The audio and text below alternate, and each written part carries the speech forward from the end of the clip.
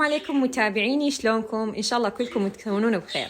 اليوم راح اصدمكم بشغله، انه شوربه العدس اللي احنا نحبها والبيض السلك، هذول اثنيناتهم سويتهم بهذا الخلاط. راح تقولون شلون يصير خلاط، وين يسوي شوربه او بيض؟ راح اقول لكم هذا الخلاط، هاي الماركه مالته من ست البيت للاجهزه الالمانيه. وفر خلاط يسوي لنا الشوربه ويسوي بيض سلق ويسوي عصاير ويسوي هواي اشياء واكلات، كاستر، محلبي، وشوربات الاطفال الصحيه.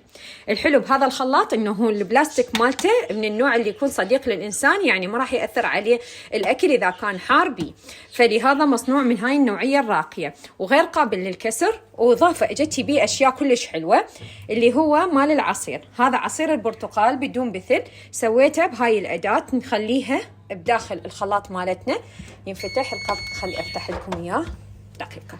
هنا هذه راح تتثبت عندنا هالشكل، وراح نخلي الفاكهه مالتنا هنا ونشغل الدقمه مالتنا هنا.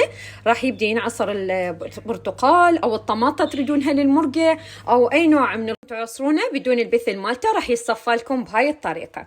اضافه لهاي جايه وياكم السله مال سلق البيض، تخلون البيض بيها ونخليها هنا مكان هذا نشيله ونخلي السله مالتنا هنا، وراح نخلي المي ونشغله من هاي الدقمة. هاي الدقمة راح يبدي خلال أقل من 5 دقائق المي راح يبدي يفور مثل ما راح تشوفون بالفيديو الجاي. وإذا تحبون تفاصيل أكثر موجودة على الانستغرام مالتي أو على انستغرام شركة ست البيت للأجهزة الألمانية. إضافة يجيكم وياها هاي فرشة التنظيف راسين بيها وسفنجة التنظيف، ويجيكم وياها كتيب الاستعمال وكتابي وصفات هواية كلش راح تفيدكم، وشوربات وأكلات للأطفال، شغلات جديدة جاينا رمضان راح تفيدكم هاي الشوربات كلها. وسوينا بيه عصير بطيخ، طبعا سويت بيه همين عصير موز وفراولة، بس أطفالي ما تحملوا يكمل الفيديو وشربوهن. وتجيكم همين وياها هاي الاسفنجة مالت التنظيف على مود ننظف بيها هاي المشبك هذا المصفي نقول. واستعماله كلش حلو وما ياخذ هواية كهرباء، أقل من أمبير ياخذ كهرباء 950 واط. 5 عمليات تقدرون تسويها بخلاط واحد. جاينا رمضان أنا كلش حبيته. راح بعد ما أسوي شوربة نهائيا، شوربة العدس ما راح أسويها على الطباخ كله بعد بالخلاط. غسلت العدس وخليته بالجهاز وشغلنا هاي الدقمة، طبعا خلينا على مي، شغلنا هاي الدقمة.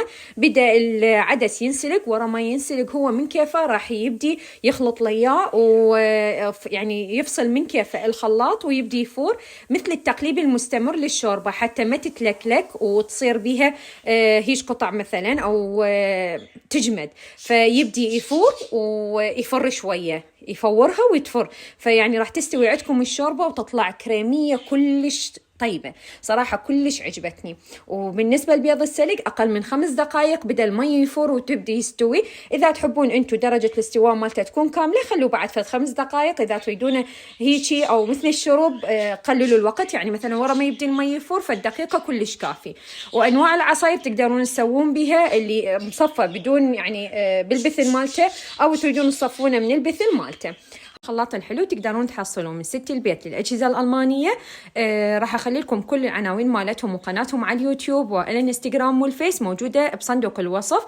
عنوانهم بغداد شارع الظلال قرب تقاطع المعارض، وراح أخلي لكم أرقامهم همينة. لهنا يخلص الفيديو، إن شاء الله يكون عجبكم. مع السلامة.